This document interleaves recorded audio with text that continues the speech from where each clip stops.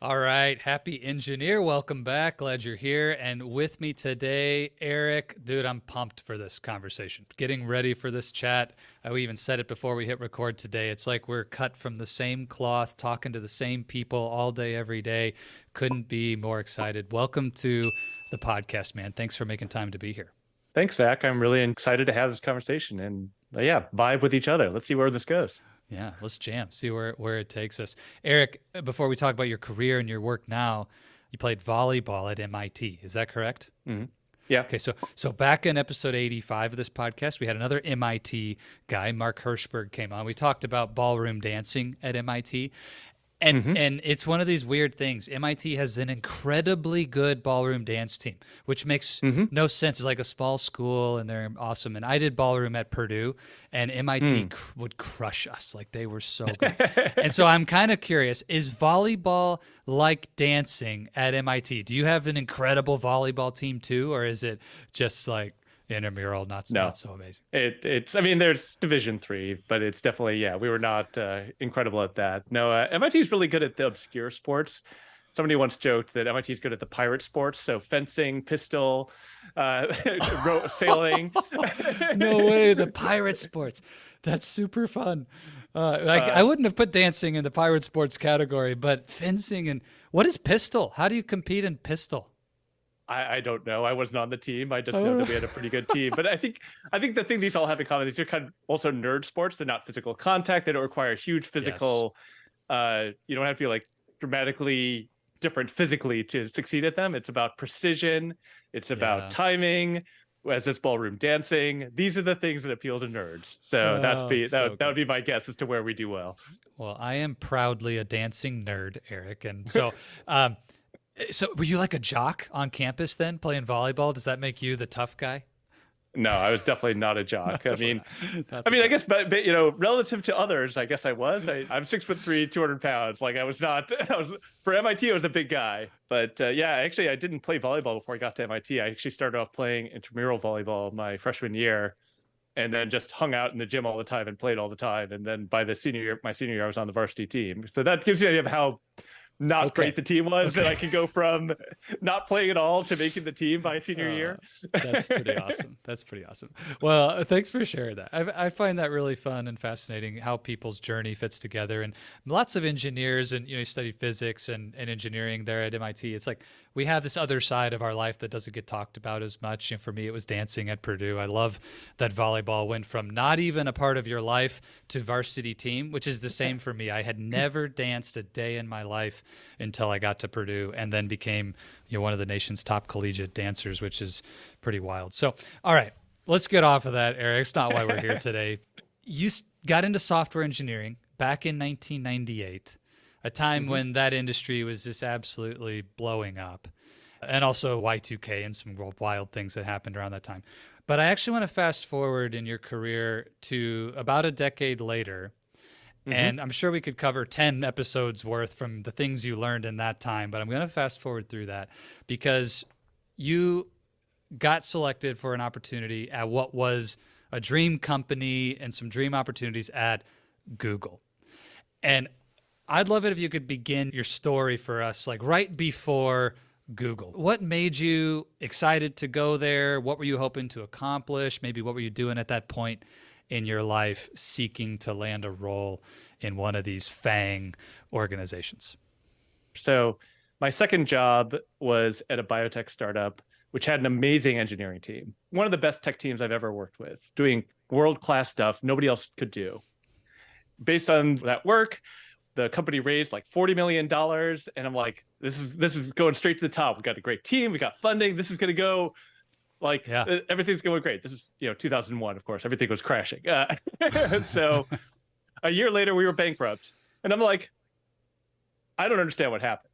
Like the engineering team is doing great work. We had money, and now we're bankrupt. I am Wow. missing something here. And it turns out what I was missing was any understanding of business. And we were missing a leader. We had a terrible, terrible CEO that made awful decisions. Wow. Okay.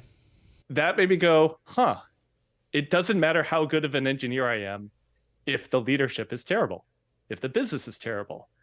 I Mhm. want to understand this. So a few years later, I actually went to Columbia to get a master's degree in technology management, which is like an MBA for techies. And the whole point was like, I want to understand this business thing. Like, what is going on here? What am I Yeah. missing? How does this work? And one of my professors said something that I took to heart, which was, if you want to understand how executives think, you have to understand the money. Yep. I was like, I've never thought about the money. I'm just like, does the tech work? Am I delivering value? Am I building a cool product that has value? That should be enough. But it's not. You have to understand the money. So I was looking for a job because I was in Columbia and I wanted to move back to California where I'd been before. And of course, Google's a great company, but I saw this position for a revenue forecasting analyst. And I was like, I bet if I analyze and forecast the revenue, I'm going to understand the money. Yeah. And I managed to talk my way into it because I had the physics background. So they're like, okay, you got quantitative analysis. I had the software background. So like, you understand the tech industry. I didn't have like the MBA they were looking for, but they're like, we can work around that. You've got enough with this Columbia program. That's how I got into Google, was as this revenue forecasting analyst. Really interesting. So tell me, for you, what sparked the desire to sort of move into this business understanding as your actual career path? So it's one thing to go through a startup that fails, which lots of the happy engineers out there have been in that seat that you were in. Like one day it's we're all eat, drink, and be merry. The next day we're all looking for work. Not everybody responds to that with a hunger to understand the business. A lot of engineers still resist that. So is there something that you actually did feel connected to? You enjoyed that? You wanted to one day start your own company, or something that created that drive? Or tell me more, like, why did you get pulled that direction to actually want to do work in that space? As you mentioned, I was trained in physics. I'm a first principles thinker. And it's like, okay, if this is the thing that drives the company, I want to understand that. And I'm a systems thinker also. I want to understand how everything fits together. And there's this piece I didn't understand. It bugs me when I don't understand how things fit together. So I think that's what was drawn to it. I didn't expect to make it my career. I was not like, I'm going to become a finance person for the rest of my life. But I was like, I just have to go do this. Yeah, I just have to know. People are like, how did you plan a career? Like, my career is not planned. My career is like, that looks interesting. I want to go learn that. I want to go learn this. In this case, I wanted to go learn about revenue and business. And I thought that doing a stint in finance as a finance analyst would be a way to do that. So interesting. All right, so here you land the role. They take a risk on Eric, who doesn't have the Harvard MBA or some of these credentials, but unique background, can bring some expertise to the position. What was it like?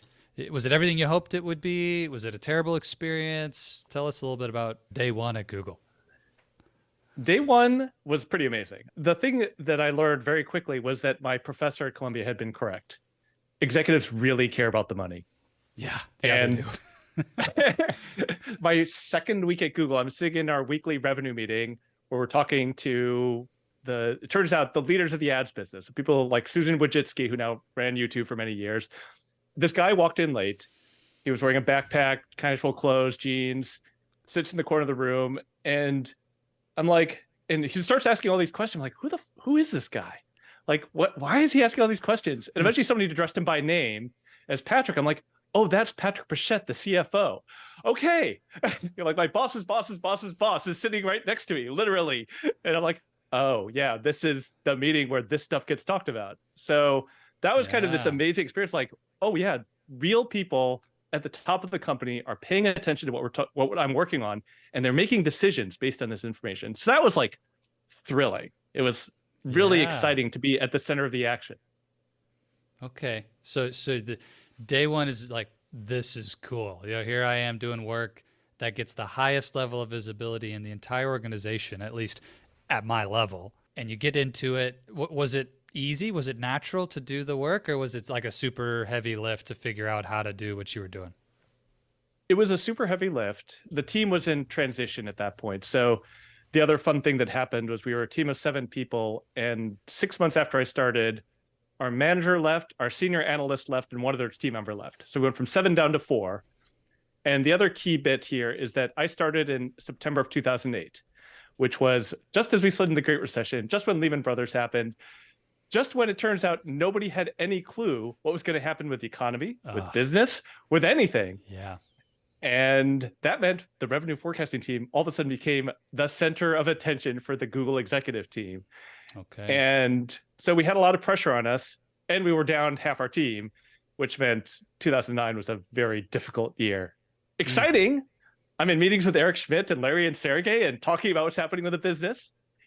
And I don't think I took a day off until maybe Thanksgiving. Wow. All right. So let's get into that experience, because a big part of your journey and why you wrote your book and coach and do the things you do today is built around this season of your career. So exciting, really important work, but just level with us. What was really going on in terms of the hours and your energy and your lifestyle at that time? The hours were long. I was working, like I said, every day, Saturday, Sunday. Sometimes I would take a Saturday afternoon off. I was working. I remember I worked every single holiday that year, like I said, until maybe Thanksgiving. But my energy was really high at that point because it was like, this is important work. It was exciting. I was on a mission. People were listening to me. Like the decisions being made at the top levels of the company were depending on the work I was doing. So that was exciting. It was thrilling. It was definitely hard. It was definitely tiring. And I guess, by the end of that year, I was starting to wear down. I was like, okay, I don't think I can keep up this pace. We didn't have a manager for most of that year. So our manager left in March, and they didn't give us another manager. We were kind of reporting to the VP, but he's got a bunch of other stuff going on. So we had nobody looking out for us. Just do the work. Just get the work done. And the thing we were really missing was any kind of protection. I'm getting requests from the CFO and the head of sales and which is the VP of product, and they're telling me what to do, and I'm like, I can't say no to any of these people. They're like up here, and I'm little me down here. But it was too much work. It was just too much. There was no protection. There was one other analyst and I who were the most senior people on the team, so we were basically the interim managers collectively. And we had this pact, like if either of us left, the other one would collapse immediately because like we were sharing the load. So like you can't leave without telling me. And in December that year, we're like, it's going to be time. It might be time we have to quit. Then they said, you're getting a new manager in January. And we're like, okay, let's check out the new manager, who turned out to be phenomenal. Best manager I've had in my life. Okay. Awesome. And he turned things around. Did that kind of change the whole situation and you never looked back? Like those long hours were done, everything was uphill from there? Or tell me a little bit more about the shift, because I'm curious, what was the journey like from that point? The main thing was the new director we had worked closely with the CFO already. He'd worked closely with all these senior leaders. So he had personal connections and had the confidence and the capital that he could just say like, no, we're not doing that. And so he was like, yeah, I'm going to be your air cover. If you don't need it, if you don't think it's a good idea, we're just not going to do it. And he held to that, which meant from being overloaded, all of a sudden we had capacity to actually get what we needed done. And that was the thing he was great at. That's what I learned from him was prioritization. I'll share this story now because it's relevant. I once asked about it because like early on when we were working together, I was still working these ridiculous hours, 8 a.m. to midnight. And I could see he wasn't. He was leaving at 6 p.m. and still having impact. People listened to him. He was doing strategic work that people up to the CFO were listening to him on. I was like, how do you do it? How do you have that kind of impact without working all day and all night? And he said, well, Eric, I come into work and I work on the most important thing first. And if I don't get to the next thing, that's okay. It's not as important. And it seems so easy. And it's so hard. And I'll tell you why it was hard for me, because I would come into work at 8 a.m. and I would spend 2 hours responding to emails. Anybody that put something in my inbox, I would respond to. And I'd go to meetings. Anybody that somebody put on my calendar, 10 a.m. to 5 p.m., I'd be in meetings. Come back to my 5 p.m., there's a whole set of new emails. I'm responding to them. And at 6 p.m., I would start on the one thing that only I could do, the one thing I had to get done that day. And that's why I was working to midnight every night. Yeah. And the thing he did was he just blew off the emails. He blew off the meetings. He let people be annoyed with them. And he worked on the one important thing each day and recognized that meant that some people would not be pleased with him. They were not getting what they wanted from him. And He was delivering on to his most important stakeholders.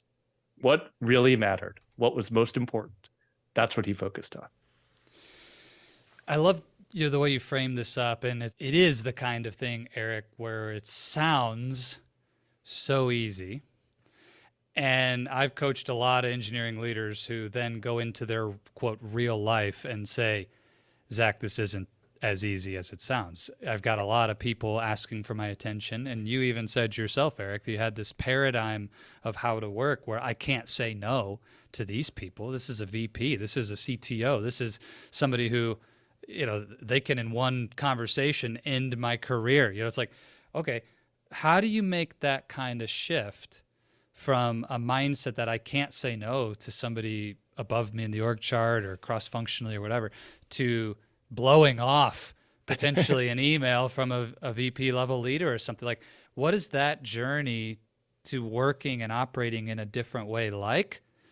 Because for most people, it feels pretty daunting or impossible. I did not achieve that shift immediately. Okay. Appreciate your honesty. It took two more years of struggling and actually eventually burning out completely, where I was lying in bed for a week, like couldn't get out of bed for a week because my body was so exhausted after keeping that pace for 3 years. Oh man. When I finally hit that bottom, I'm like, wait, I need to say no. And in my case, it was the immediate thing was I'd switched jobs. I was no longer working for this manager and working for a different manager who didn't know how to prioritize. And they were saying, I was trying to get promoted at the time. And they're like, well, you have to get everything done to get promoted. And everything that came in, they would just pass on to me. And I'd be like, okay, I guess I have to get all this done. And all this meant I'm working 100+ hours a week. And I kept it up and I kept it up and I kept it up. And then eventually I got to Christmas one year and my body just collapsed and said, no, you can't do that. And this was the point where, to give a little preview of the genesis of my book, which is called You Have a Choice. Because at that point, I didn't believe I had a choice. Like, well, I have to go for that promotion.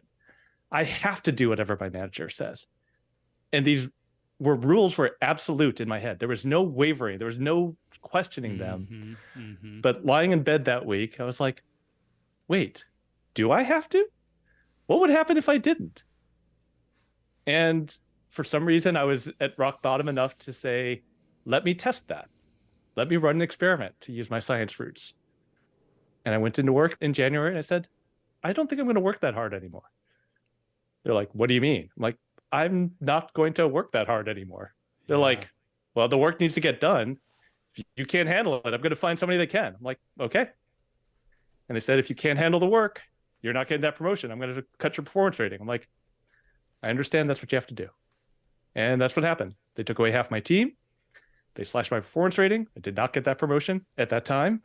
And weirdly, after a couple of years, a couple of weeks, let's say, maybe 2 or 3 weeks of like being angry and shaking my fist at the world, I was like, yeah, actually, this is kind of better. I'm working 40 or 50 hours a week. I can actually see my friends again. I can see my family again. I can have hobbies again. I can do stuff outside of work. I went snowboarding that spring. I was like, huh. What? You did what? I know. It's like I took a weekend off and went snowboarding. I was like, oh, this is a very different experience. What a statement. I took a weekend off, as if like that's your whole career. That's not even the normal thing. Wow. Yeah. Well, I mean, that previous year, I literally would occasionally take like a Saturday afternoon off. Like it was just, I was working every weekend. And so, yeah, it was bad because I thought I had to. I thought I didn't have a choice. Just to extrapolate a point that I see a lot around your story, engineering leaders oftentimes complain about having a bad boss, and I get it. It's no fun to have a bad boss, somebody who just buries you in work and puts these unrealistic expectations on you and tells you 100 things are all number one priority and blah, blah, fill in the blank. But at the same time, sometimes working for a great boss, like you had this new manager come in and kind of save the day, provide that protection, show you and role model for you what great prioritization looked like, that created a shift in your experience that made work manageable again. But the thing that I think people forget is while it's a huge blessing to have that amazing boss, it also then prevents us from always seeing where we need to level up in our own mindset, our own beliefs, our own systems, our own strategies, the way that we work, and having the courage to make those no decisions for ourselves because we have this great boss above you who's doing all the heavy lifting on your behalf.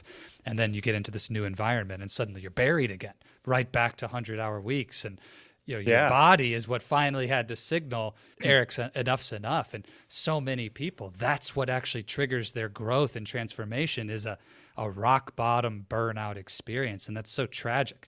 And so Yeah. I was just saying that, for the happy engineer who might be working for a bad boss and upset about it, it's like, hey, how can you take the learning now before you get to rock bottom and celebrate this opportunity while you're in a adverse situation? I'm wondering, maybe what would you say to that person if they have this tough boss or toxic environment? Like, how do you turn that into the lesson before you hit the bottom? Part of it is being willing to accept the consequences. And I think that was what shifted for me when I burned out, was like, I have to do what my manager says unless I'm willing to accept the consequences. And I want to note that I'm coming from a place of incredible privilege. I was working in Silicon Valley. I've been working at Google 3 years at that point. I could go find another job. Like, this was not Totally. like, I didn't have one lined up, but like, I had confidence that if I went out there and looked, I was going to be able to find a job. And that's a place of incredible privilege to come from. Like, that was my backup. But pretty much all the people that I talk to, and I'm sure the people that you talk to, they have a pretty similar experience. Maybe not right now with the tech layoffs, but like most of the time, engineers are in high demand and they can find another job, but they don't believe in that power in themselves. They don't understand they have these choices, that they have these alternatives, that they don't have to show up to work and do everything their manager says. So I guess what I would say to this, this person with a bad boss is like, believe in your power a bit. They need you, and you may not realize it, but they are depending on you to make themselves look good, to deliver on the work for their team. I mean, after my burnout experience, I left that job a few months later, of course, and I looked back a year later and like they'd hired 3 people to do the work that I was doing by myself. I'm like, okay, like I was not being unreasonable and saying that was too much work. Yeah. Wow. So, Eric, where did you fall in love then with the idea of taking all of this and becoming an incredible coach and writing the book? Like, where did that spark begin to take your tech experience and shift gears into what you do now? After that burnout experience, I managed to land in a very happy spot for me, which was being a chief of staff to one of the VPs at Google. So I was leading business strategy and operations for the search ads business at Google. Oh, cool. Which was a great role for me. And in particular, because I was reporting to a VP that I respected, that knew how to prioritize, that cared about his people. Talk about a great boss. He was a great boss, great leader, and really respected him. And so I ended up being his chief of staff for almost over 6 years, actually, because I'd had enough experiences at that point. I'm like, this is a good one. I'm not letting him get away. Yeah. I'm just going to stay here and ride his coattails. But towards the end of that, I was like, what's next for me? Am I going to just be his chief of staff for the rest of my life? And I didn't think the answer was yes. And I started asking myself, what do I want my life to be? It really started actually with, I was complaining that it was performance review time and I was got my rating as a chief of staff. And I'm like, they're measuring me on the wrong things. I was complaining to a friend. These are all the wrong things. And they're like, okay, what are the right things? I'm like, I don't know. Interesting. Got to go think about that one. And that was kind of the beginning of me pivoting into coaching, was thinking about like, what did I want my impact to be? What did I want from my life? Not just what gets me the next rung on the ladder, but if I'm going to set my own direction, what would that be? I'd had the privilege of sitting at the table with some of Google's top leaders for almost 10 years at that point. And I'd had this experience early in my career where a terrible leader had taken the company. And I'm like, I want to take what I've learned and share it with more people, because leadership matters. Leadership is a multiplier. Leadership affects the whole team, not just that one person. And if I can help leaders become better, that is something I'm excited about. That's something meaningful to me. And that's what I do now. I'm an executive coach. I work with leaders to be more effective, to have more impact. And as you mentioned, I've written the book now to share those lessons I learned in my own personal development, and I work with my clients with a wider audience. So you have a choice beyond hard work to meaningful impact. title of your book. I'd love to hear, you mentioned earlier as a physics guy that you're a first principles thinker, which I love. The point we're recording this, it's December of 2023. And just recently, one of my heroes of first principles thinking, Charlie Munger, passed away recently. And for those who don't know Charlie, I really encourage you to go check out all of his work. But Warren Buffett's business partner, they're at Berkshire Hathaway. And in my opinion, one of the best thinkers in terms of mental models and first principles and connecting dots that has influenced the modern world, especially in the world of investing more than anything. But just a brilliant, brilliant man. I would say in many ways smarter than Warren, but just less of the face and maybe the risk taker of the business. So what are the first principles that you discovered in your decades of experience and now as a coach, an executive coach, and helping these leaders to become those force multipliers, and kind of what shows up in your book? If we were going to pick a couple of them, I know there's lots, what are the most important first principles for us to wrap our head around as an engineering leader? First of all, rest in peace, Charlie Munger. I was turning around because poor Charlie's almanac is somewhere on this bookshelf behind me. I couldn't find it at a quick glance, but it's somewhere. Great book. I've got my copy's out on the coffee table right now in memory of, But first principles, I think it goes back to what I shared with that one good manager I had of getting clarity about what's most important. Because until you get clarity for yourself, like what matters most to me? What are my values? What are the principles I want to live my life by? Who do I want to serve? Who are the stakeholders that matter most to me? Without that, you're going to be spinning in all directions because a lot of people are going to ask you for stuff. And especially high achieving people of all sorts, engineers or anybody, the reward for doing work well is more work. They're like, oh, you've got this? Oh, here's some other thing you could do. Yeah, oh, I'd love for you to do this too. Keep going, get more. And it's a great experience. I mean, this was kind of one of my downfalls at Google was I loved that experience of like, you're doing great work. Here's more of it. Yep. And that was great until I was buried under the work because I didn't know how to say no. My metric was like, keep everybody happy. It's great. It's not good. It's kind of a rough one. You're giving me the chills there because I had this exact same experience. Just keep working harder, keep getting smarter. I loved the attaboys and the accolades and the recognition and that next promotion and that bigger project and the bigger. Oh yeah, lived it. Yeah. So clarity. First principle one, clarity. Get after it. What blocks people from clarity? Why do you think it's so hard for folks to get to a place of extreme, crystal clear understanding of themselves and what they want? Because there's a lot of demands in our life. We have a lot of different aspects of ourselves that are different things. So like in the book, I have this one section where it's like talking about what's the right thing to do. And I'm like, okay, the right thing to do as a coach is, invest more in my business, spend more time developing my coaching thing. And then the right thing to do as a dad, it's like spend more time with my kids. The right thing to do as a writer is spend more time writing and less time with my coaching and my kids. The right thing to do for my physical self is to spend more time exercising. In each individual area, it's very clear, oh, I should do this and I should do this. Yeah. And it all sounds attainable because by itself, it is. But the limit is you can't do more of everything. And that's where the clarity needs to really kick in, is recognizing you can't do it all. There are going to be trade-offs. So if you're not careful, you'll be like me and putting all of your time into work and leaving nothing for your physical health, your mental health, your friends, your family. I don't recommend that. But until you are clear for yourself, like these are important buckets of my life that I want to invest in, it's going to be hard to hold those boundaries. So that's where the clarity comes first. Yeah. Have an idea of what the life is going to look like. Before you go to the second principle, I want to hear your perspective on this, and maybe I'll push. I'm going to challenge a little bit of what you said. And I get it. As an engineer myself, we live in the world of trade-offs, and everything has the trade-off. There's two sides to every coin. All this is true.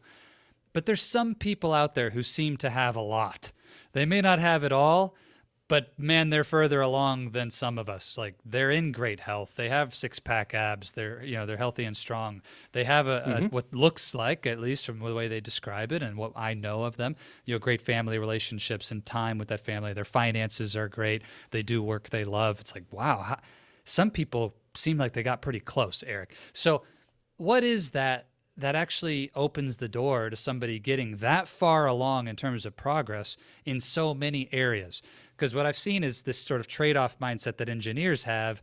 We almost take it to the extreme of that belief to say, well, can't have it all, so I guess I'll just be average at everything.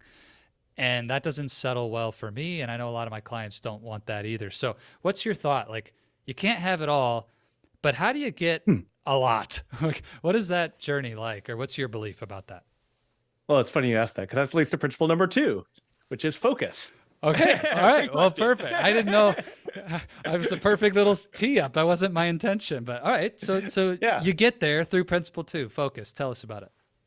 Well, focus is recognizing that you can't do it all. So Steve Jobs has this great quote about focus, which is something like, people think focus means saying yes to the thing that's important, but that's not what it means at all. It means saying no to the 100 other good ideas that are out there. Yeah. And that's what it means. This is being really ruthless about where your time goes. It's saying like, yeah, that's a good idea. I don't have time for that because I'm going to focus on the thing that's great or the thing that's going to have the most impact in the time I have. So like my VP at Google was one of those people you're describing. He has VP at Google. He eventually grew to be the general manager of all ads at Google. He has 2 kids, went home at 6 p.m. for dinner every day, and he ran ultra marathons on the weekends. Like he would run 100-mile runs. Of course he did. Of course he did. Of course, like I was like, what? Like, wait, how? Like I didn't realize this when I first met him. Like we went to an offsite. We had an offsite, and he knew I was like into biking. It's like, oh, we should go for a mountain bike ride before the offsite. You want to meet up for a ride? I'm like, sure. It's like in the first few months I'm working with him. I show up, and we're in Lake Tahoe in the mountains. I show up on my mountain bike. He shows up on a single speed mountain bike. I'm like, oh, this is not good for me. He rode up the mountain in one speed with a one speed bike. I'm like, Wow. and he just like left me in the dust.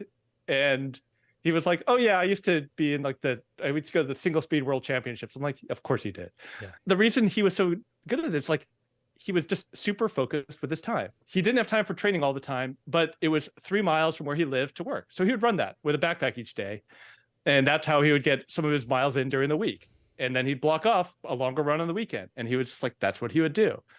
And within his working time, he's like, okay, want to be home at 6 p.m. to have dinner with my family. That means I can't do everything on my plate. I'm going to do the 30% that has the 80% value. And the rest is just going to have to wait. I'm not going to try to do it all. I'm going to do the stuff that has the most impact with my work, with my family, with my training. And if you really focus on that 20% that has the 80% of impact, you can have make a lot more progress than you might think is possible if your mental model is working harder is what gets results. No. Working in a focused way is what gets results. Yeah. That's my favorite part about the title of your book, by the way, Beyond Hard Work. A work ethic is one of the most misunderstood concepts in all of our vocation. You know, work ethic and working hard, and a lot of it from sports even. You get this, nobody's going to outwork me on the field. Like, we're going to be the hardest working team. And coaches mean well when they're seeking to inspire high school kids with these speeches. But then you take that belief system into your career and you copy paste that code, and that code snippet is it's not complete, right? It's like, no. It's not about 100 hours a week at work. That's not actually what gets you to VP faster. And so saying no to 100 other things, focus is first principle 2. If there was one more with the time we have, Eric, where would you take us? What's another really key ingredient for success and a balanced life? I guess the third principle is it doesn't have to be this way. Ooh. And what I mean by that is when you feel stuck, well, nothing can change. I'm in this job. I'm with this bad manager in this job. I have to keep the job because I have this mortgage and I got kids to support. There's no way out of this situation. And there is one version of viewing that's true. There is some truth to that. There's no easy answer here, let's say. But back to your point about trade-offs, what happens if we experiment with some of these constraints? What happens? Can you look for a new manager within the company? Can you look for a new job? Can you find a way to take the job that you have and be a little more assertive with it? What if I push back on some of the stuff that isn't as important? What I like to, again, physics background, I call these experiments. Like, let's experiment with what you can change. You can't change the whole picture, but you can change your behavior. What are you going to do? What's your reaction and play with that and try one thing differently. And you might find the whole situation starts to change when you take different actions. The thing I love about that, obviously being an engineer and the scientific method, if it's good enough for science, it's good enough for my life, right? And framing up our goals in the context of running experiments really resonates for me and for the engineers I work with. And just to ask yourself, well, what are the assumptions that I'm living under today that may not be true? And what kind of a test could I run to just see what happens, and to get a little bit more playful about life, is say, you know what, it's okay to run some tests. And I literally just got off a session today with an amazing engineering leader who's feeling completely trapped by all the things he has to do. I would just say, well, hold on a second. Like, where did you come up with that idea that you have to do this and you have to do this and you have to do this? What if it doesn't have to be this way? It's literally the conversation we had today. And here it is showing up as principle 3. Dare I say, you have a choice. is that? Yeah. But you don't realize you have a choice until you start with this principle. Yeah. Because if you're stuck in, this is just the way it is, then you don't have a choice. You're stuck. That's right. So part of the book is to try to convince people, try to make the case that it doesn't have to be this way. And you have more choices than you think you have.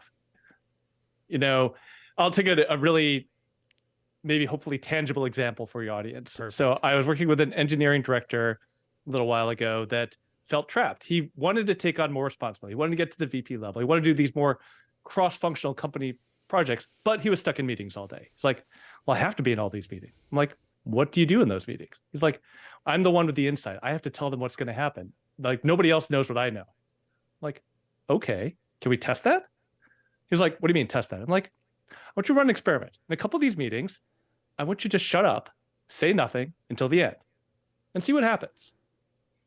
And he's like, I don't like that. I'm like, it's 2 meetings. Like, you can try the experiment. Let's try it out. It's small, it's safe. And so he tried it. First reaction, his team freaked out. They didn't know what to do. They're like looking at him like, what is wrong? Why isn't he saying anything? Like, this is weird. So then he had to like insert a disclaimer, like, my coach is making me try something different. I'm just going to sit back and observe, pretend I'm not here. And then sat back and watched. And they got to the conclusion he would have gotten to without him. And he was like, oh, I guess they can figure it out without me. I'm like, that means I'm not needed in all these meetings. Like, And then he was able to let go of like half the meetings on his schedule and start taking on those bigger cross-functional projects he wanted to work on. But he had to figure, like, I had to give him this experiment to realize it didn't have to be this way. He didn't have to be the one that knew everything. So simple and important an example. And I love that it's, even at the highest level of the organization, this is true. And I'll tell you, it's true at all levels. Eric, I same type of story. I've got a client who wants to do our coaching program, and there's, sessions for coaching through the week, and they're during work hours because, I want to have a life too. And so we meet during work hours. And he said, I can't do that. I've got meetings during those time slots, so I can't invest in my growth because I've got a meeting during the time when the coaching calls happen. And I just said, oh, interesting. Well, did you already ask about if you actually need to be in the meetings? Well, no, I have to be there. Oh, really? And it's the exact same dialogue. So, well, have you even run any tests? You haven't asked your boss if you could skip every other week. You haven't asked, I bet you don't have to be there. 100% of the time, there's a solution. 100% of the time. But sometimes you just have to push. Yeah, go. Yeah, one more story I can't resist here. So I was working with the CTO of a startup, and he's telling me like, there's this really important strategic thing. I need to work on it. It's an analysis, but it's going to take a few hours of focus time, and I just haven't had time. I'm like, how long have you been putting this off? He's like, 3 or 4 months. I'm like, what are you doing? Like, you are one of the leaders of this company. You're telling me this affects the future of the company and you're not doing it. No, this is not acceptable. You're sick this Friday. He's like, what? I'm like, you're getting sick this Friday. He's like, what do you mean? It's like, if you were sick at home, your team would figure out how to deal with the life and they'd be fine without you. That's right. You're going to be sick and you're going to get this done. He's like, I can't wait. I guess that I just like flummoxed him. He's like, his immediate reaction was like, can't do that. And he's like, then he looked at it, he's like, why can't I do this? Like, what is stopping me from doing this? And as soon as I flipped that switch, he was like, oh, I just will block that time off and I could just get it done this Friday. I'm like, Man, I love being a coach. That's one of my favorite little tricks, that the old "what if you got sick?" And it's true, right? We've all been there. Or another one Mm-hmm. is, and it's maybe more sad to think about, but like if there's a death in the family and you want to Mm-hmm. take time off to go to a funeral, and the business keeps on going. It's like, well, Yeah. if these things can happen, then you can also say no to that meeting for a reason that involves a high priority for your future and for the company or for these other things. It will work out. Yeah. Okay, Eric. Yeah. Sorry. Last point here. It's like, this is where like having the different parts of yourself matter. Like in your work self, you can't make that choice. But if your family self pops in, like my kids need me or my mom That's needs me, you're right. like, of course I would Easy choice. deprioritize work. And it's like, okay, clarity. That's What's right. going to be important here? That's right. Well, and the sad part is, so often, because we won't make that choice from a place of power and agency for ourselves, our body will make it for us. And just Yeah. what you experience. It's like you just can't keep going the way you've been going. And so, man, what a powerful chat. Eric, if someone wants to take these principles, dig in, and start taking it to the next level, get a copy of your book and get to know you and your work, what's the best way, the best place for people to reach out, connect, and do all those things around your world? LinkedIn is a great place to connect and follow me. I post a couple times a week with insights I've been learning for myself and with my clients. And to learn more about me, you can go to toomanytrees.com. That's my site. There's a link there for the book with links to all the places you can buy it. Yeah, those are the two main places, LinkedIn and Too Many Trees. LinkedIn and the website. We'll have those in the show notes, of course. So Happy Engineer, I definitely encourage you to go connect with Eric if any of this conversation resonates. And especially if you are an executive and you need this support, Eric could be a great coach for you. So go check that out. Eric, you know this well as a coach, that the questions we ask really matter. Questions lead, answers follow. And we're all here looking for better answers in our careers and in our lives. So what would be the question that you would lead the Happy Engineer with coming out of our chat today? I've shared a few of them already, but I guess I'm going to steal one from Jerry Colonna, who's an executive coach. And he always asks, how are you complicit in the circumstances you say you don't want? And he uses complicit. It's not like you caused it, but there's some way in which you are contributing to the situation. And until you take ownership and responsibility for how you're contributing to the situation, even if it's just in your own expectations, your own mindset, nothing will change. So examine your own actions and how are you complicit? That would be the question I would ask. Takes some guts to sit and be honest with yourself about how you are complicit in creating the situation that you're in today. Eric, thank you so much for your time, your wisdom, sharing everything you've learned in your own journey. Just amazing to connect with you, and tons of value today. Thanks again. Wish you a tremendous success in your coaching and your writing going forward. And it's been a pleasure, man. Until next time. Cheers, brother.